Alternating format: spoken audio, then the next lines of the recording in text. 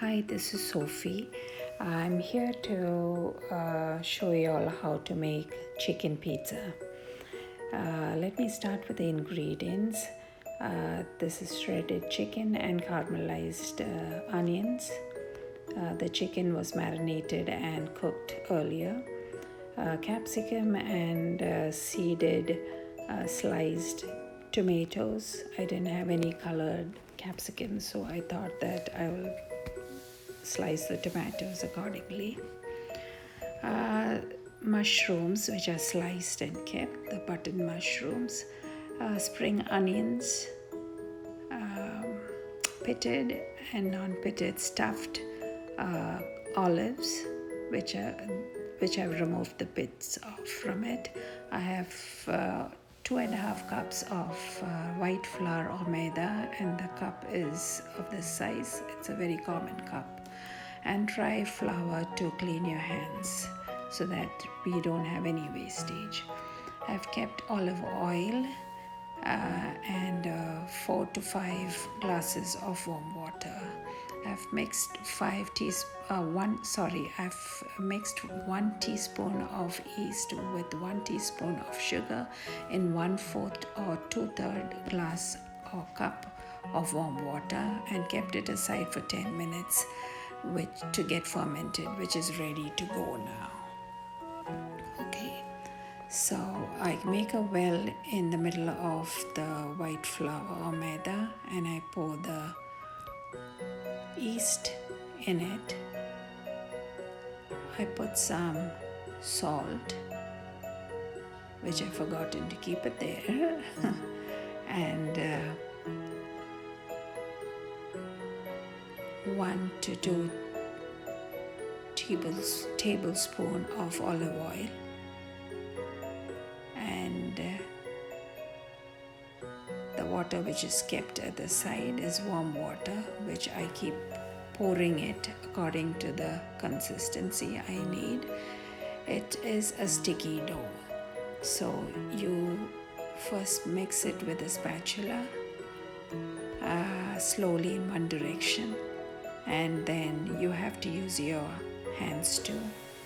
So you also, after it gets mixed thoroughly, you knead it with your hands for 5 to 10 minutes to get it all in one shape.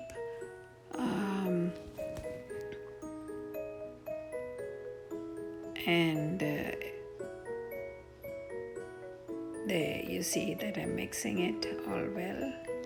So it's quite a sticky dough, and it's supposed to be a sticky dough too.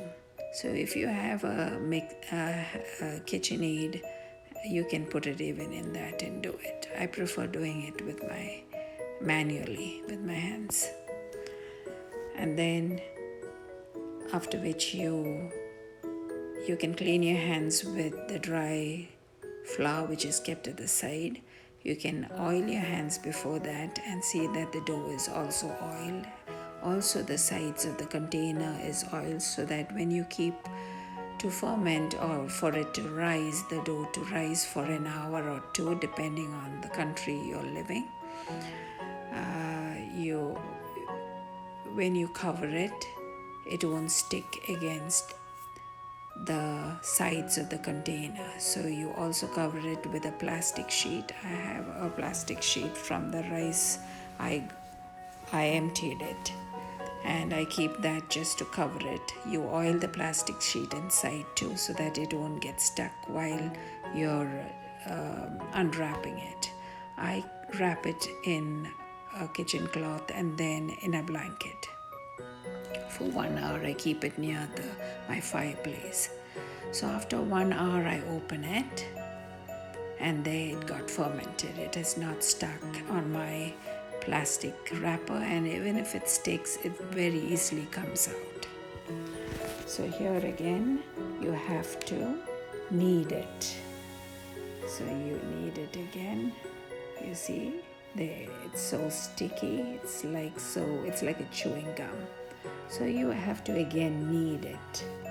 Okay, you have to take it from all the sides. It comes out very easily because you have already oiled it, lubricated it with olive oil. So you just again have to knead it for 5 minutes or so, just to bring it all together. And you're again going to clean your hands with the dry flour which is there, and also the sides. They see how clean your hand becomes, and again the whole procedure goes with the wrapping. So it's kept for 30 minutes. So after 30 minutes it's again unwrapped, and again it is kneaded. Okay, so in the meantime I have taken 2 trays out and put some margarine on it, ready to go. Some people put crisco. They say that when you spread the dough, it gets attached to the tray much better than butter or margarine, but I have used margarine here. So after 30 minutes, here comes the dough. I'm just clearing my stuff out, and you see, there you go. So you just have to knead it for 5 minutes now, okay? So you just have to bring it, no much kneading, because we don't want the aeration to get disturbed. So you just have to separate it as to how many pizzas you want. I'm just making 2 pizzas. You can make even 3 pizzas. So I just cut it. I hold it on the top and I cut it with the help of a scissors. I stretch it with both my hands and I just lay it on the tray. So you don't have to worry about the shape initially, because you're going to stretch and cut the thickened portion with the help of the scissors wherever it's thick, and you keep spreading and stretching with both your palms and make it even on all sides with your palms, and it's ready to go once it's stretched and kept even on the tray. So you have to see that you get it even, and wherever it's thick you keep cutting it. So this is the tomato sauce that I've taken, made it myself at home. I spread it out, I put some Parmesan cheese, and then I lay down the mushrooms. I put the caramelized onions. Then I keep the chicken later to be spread out on the top of the pizza. Then I take the olives, the stuffed olives, then the black olives. Then you can put it in any order and whichever vegetables or meat you want. So I've used the shredded chicken. You can also use cube chicken if you want. You can put meatballs if you want. You can put even the ground beef you want, anything you want. It's up to you what you like for the topping. And you have to put the mozzarella. What I did is I put mozzarella cheese on the top. In between I put the Parmesan cheese, and before I could take it out, 3 minutes before, I put another layer of mozzarella cheese and I baked it for 3 minutes until the mozzarella cheese got melted, and I removed it. So not forgetting the parsley and the oregano flakes, I put it in between the topping, although my tomato sauce has got all the herbs in it. So that is it. So also you have to drizzle some olive oil all around there it is. So nice it looks all around the pizza tray and the middle. Drizzle it. Yeah, that's my second tray, which looks so yummy. And I've got some extra dough which I'm going to stuff and put the extra chicken and caramelized onion which is there, and I'll make it into small buns and bake it. So I've preheated the oven. There, I'm drizzling the olive oil all around. I've kept my oven to preheat at 450 degrees Fahrenheit. So I'll be popping this tray for 10 to 15 minutes, eyeballing after 10 minutes how it goes. So you have to always eyeball your pizza. It differs from one oven to the other. I've kept it for 12 to 13 minutes and it came out so well. That's my first tray which came out, and this is the stuffed buns which is ready to go. Even that, the bun balls, I've kept it at the same temperature. See how well the crust, even down, is browned so well.